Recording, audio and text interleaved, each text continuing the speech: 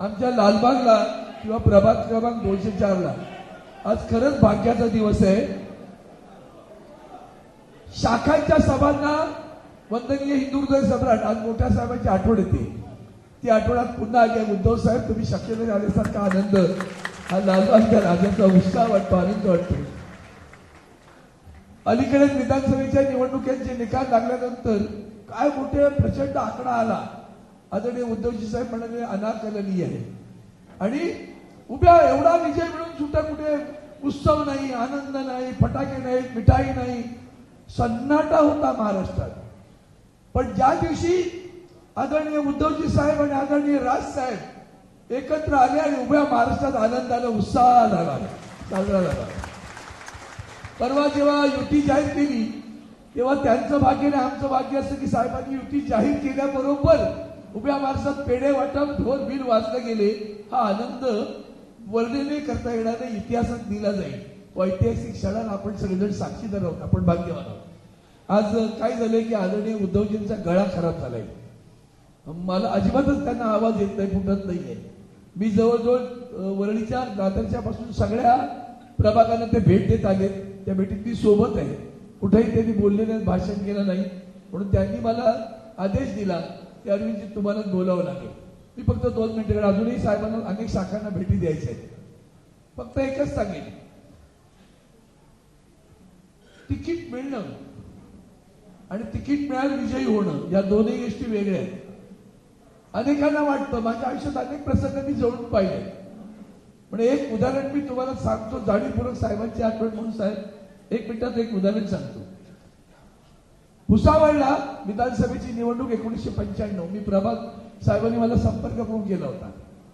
आणि आमचे राजेंद्र दायमा जिल्हा प्रमुख, माझं मनस्वी प्रेम, तडफदार कार्यकर्ता, आदरणीय वंदनीय शिवसेना त्याला उमेदवारी जाहीर केली.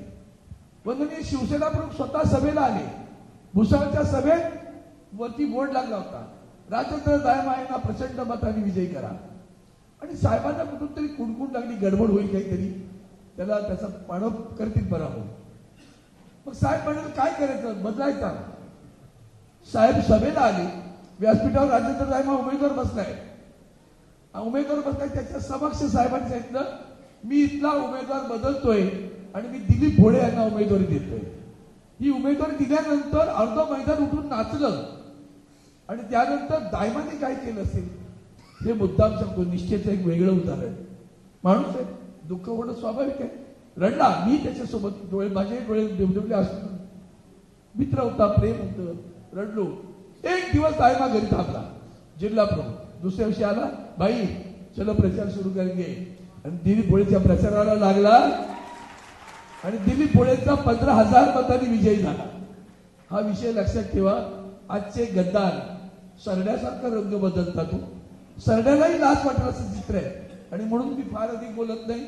निष्ठावंत किरण तावडे, मुंबईचा राजा, गणपती, गणेश गल्लीतला त्याचा पदाधिकारी, एका गणपती उत्सव मंडळाचा पदाधिकारी, उद्याचा नगरसेवक तुमच्या सगळ्यांचे आशीर्वाद होणार आहे. ही सामान्य गोष्ट नाही. हे वंदनीय शिवसेना प्रमुखांचा संस्कार घेऊन आदरणीय उद्धवजी जी शिवसेना पुढे नेत आहेत ना, त्याचा हा संस्कार. आणि म्हणून सामान्य माणसांना असामान्य करणं हे बाळा नांदगावकर.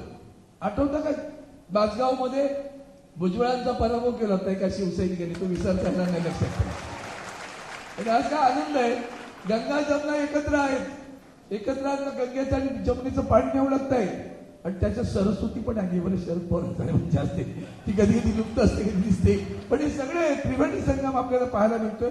पण तुम्हाला सर्वांना एकच आनंद, एकच सांगतो, उद्याच्या 15 तारखेला जिथं जिथं आपले उमेदवार आहेत, जिथं शिवसेनेचा उमेदवार आहे तिथे मशाल आहे, जिथं मनसेचं आहे तिथे इंजिन आहे, आणि जिथं आणखी राष्ट्रवादीचं असेल तिथे तुतारी आहे. पण इथं 204 साठी मी एकच गोष्ट देतो. 15 तारीख लक्षात ठेवा.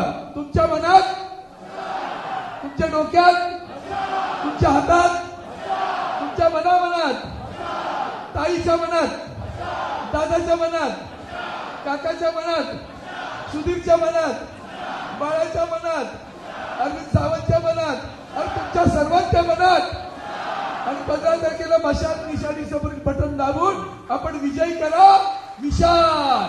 तो विशाल आपण विजयी कराल असा विश्वास व्यक्त करतो. थांबतो.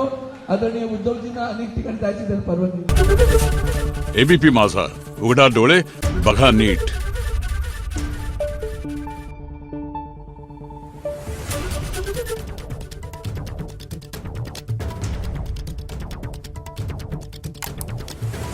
Thank you.